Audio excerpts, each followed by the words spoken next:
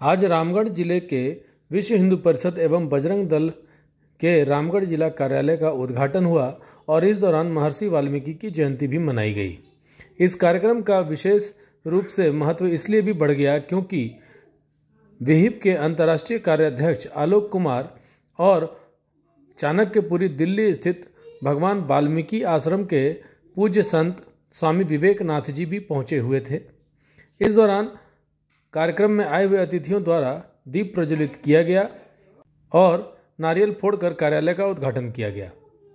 इस दौरान आए हुए मुख्य अतिथि आलोक कुमार ने 22 जनवरी को अयोध्या श्री राम मंदिर का प्राण प्रतिष्ठा की बात कही और हिंदू जनमानस को आमंत्रित करते हुए उस दिन झारखंड सहित पूरे देश भर में दीपोत्सव मनाए जाने की बात कही। उन्होंने कहा कि प्राण प्रतिष्ठा के दिन झारखंड में कोई भी घर ऐसा नहीं हो जिसमें दीपक ना जले। मुझे हजारीबाग से भगवान वाल्मीकि की जयंती में आने का निमंत्रण मिला था, तो मैंने सोचा कि मैं रांची उतरूंगा तो एक बार रामगढ़ होना, एक बार रांची के किसी ज़िले में होना और हजारीबाग में ऐसे 3 जगह भगवान वाल्मीकि के बारे में बोलता हुआ और सबको निमंत्रण भी दूंगा कि 22 जनवरी को पूरा हिंदू समाज अपने अपने मोहल्ले के मंदिर में इकट्ठा होकर अयोध्या में भगवान के विराजमान होने का दृश्य देखे और जब वहाँ आरती हो तो सब शामिल हो जाएं।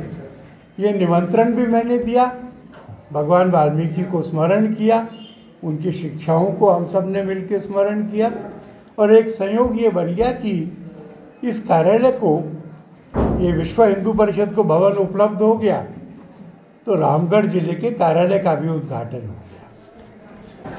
भगवान वाल्मीकि आश्रम नेहरू पार्क चाणक्यपुरी दिल्ली में स्थित है और वो बहुत ही प्राचीन आश्रम है।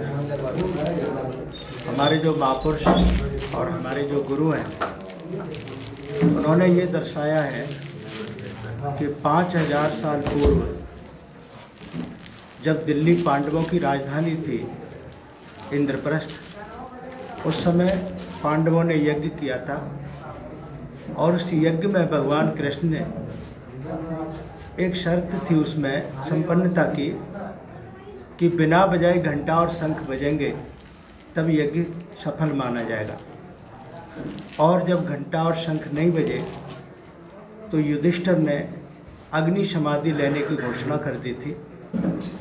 कृष्ण भगवान इस बात को लेकर बहुत चिंतित हुए। उन्होंने अपनी दिव्य दृष्टि से देखा कि ऐसे कौन से महापुरुष हैं जिनकी कृपा से ये यज्ञ सफल होगा, तो उन्हें अपनी दिव्य दृष्टि से ये ज्ञात हुआ कि उस यज्ञ में भगवान वाल्मीकि जी नहीं आए थे। तो भगवान कृष्ण 5 पांडव और द्रौपदी को लेकर इस आश्रम में आए और भगवान वाल्मीकि जी से चलने के लिए निवेदन किया। तो भगवान वाल्मीकि जी ने कहा था कि भाई आपका तो हमारे पास निमंत्रण ही नहीं आया, तो सभी क्षमा मांगते हैं। द्रौपदी आगे बढ़ कर के कहती हैं कि हे भगवान वाल्मीकि जी, जब त्रेता युग में माता सीता पर संकट आया था तो आपने माता सीता को अपने आश्रम में आश्रय दे करके उनका कल्याण किया था। आज यज्ञ संपन्न न होने के कारण मेरे पति युधिष्ठिर के प्राण संकट में, अगर आप नहीं गए तो मेरे पति अग्नि समाधि लेकर के अपने प्राणों की आहुति दे देंगे। आप चलिए और हमारे यज्ञ को सफल करवाइए। तो भगवान वाल्मीकि जी कहने लगे, चलो मैं चलूँगा, लेकिन मेरी एक शर्त है कि मेरे नाम से 101 यज्ञ करिए।